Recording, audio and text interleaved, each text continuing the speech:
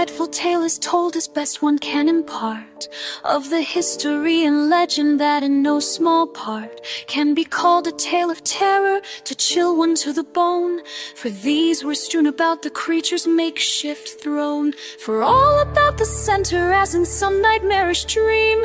Victims were all strewn about in worship of their king. Out from the vault wherein his grisly scene does lie, the eye draws back through stone and wood and gazes from the sky upon the ruined monument with desolation around, where everything is dark and gray and nothing makes a sound. It was not always so the sight would have been seen, for once the living countryside was deep in vibrant green. But between the space of years that divide the now and then, there was a war, and what was left did not resemble men, in having died disfigured and missing head or limb.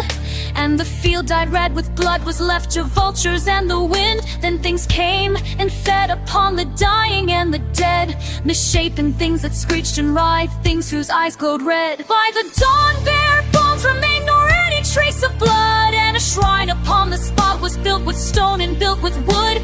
And story changed to legend and was then in time forgot, for they had built it with their hands and hearts and understood it not. And there they brought the bones of all who on the spot were slain. To the shrine they brought them and laid them there again. And over time there crept upon the shrine so bright and clean a dirt and darkness mostly felt and only barely seen. The place grew shunned until one day the keepers all alone were wakened by a rattling sound of moving bone on bone. For the dead that slept therein were sleeping now no more, joining into skeletons, bones skittered on the floor, and joined together into shapes they once had been. Thus the dead of the battlefield began to walk again. In their midst a creature rose, and it rose from out the ground before the rending of the earth.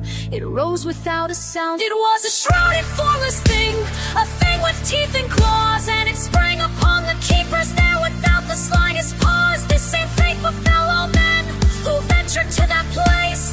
Specters only prowl there now, pale things without a face. Long time decay and weight above the timbers finally gave. The shrine fell in and became at once a ruin, a cave. Nowadays upon the wreck tiny saplings grow, shapeless things still stalk at night, but only rarely so. The story is passing into legend, and that soon will pass away, and it will be forgotten on some far-off future day. But the buried thing sleeps not, and when its hour comes again, it will rise from out the hope built for it by naive men.